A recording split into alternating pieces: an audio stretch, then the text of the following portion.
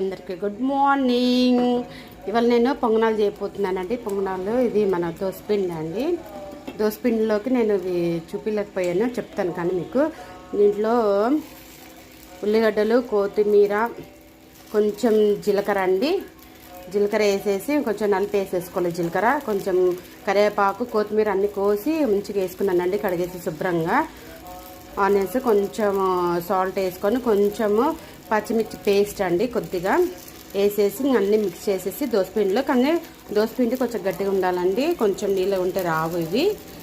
ఇలా వేసేసుకోవాలండి. నా దగ్గర ఇది ఉంది కాబట్టి ఇది వేస్తాను, ఉప్పు పెన్నంలో వేస్తున్నాను, కానీ చాలా బాగా వస్తాయండి. ఇలా వేసేసుకోవాలి, మొత్తం మిక్స్ చేసేసి వేసుకొని ఇలా పెట్టేసి మనం ఒక్క ప్లేట్ మూసేయాలండి. తర్వాత ఎలా వస్తాయనేది చూపిస్తాను మీకు. చూడండి, ఇలా కొంచెం ఇదే అయిపోయాక టర్న్ చేసేసుకోవాలండి. ఇలా చూడండి, మంచిగా ఎంత బాగొచ్చాయో, చాలా బాగుంటాయండి టేస్ట్. దీనికి పల్లి పచ్చడి కూడా రెడీ చేసి పెట్టేశాను. చూడండి అక్కడ ఉంది, దీని కాంబినేషన్ అండి.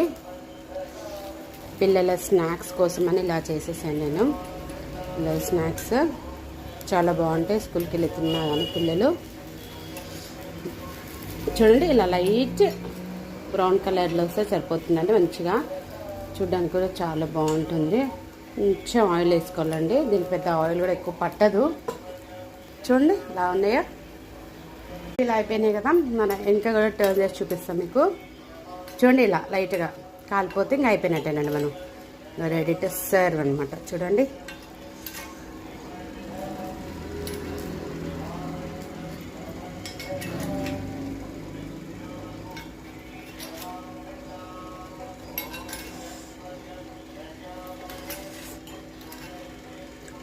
నాన్ స్టిక్ అయితే మనకు చాలా ఇదైపోతుందండి. ఇది ఉక్కు పెనం అనమాట. ఉక్కు పెనం అదే పనిగా ఊరి నుంచి తీసుకొచ్చాను నేను ఇది.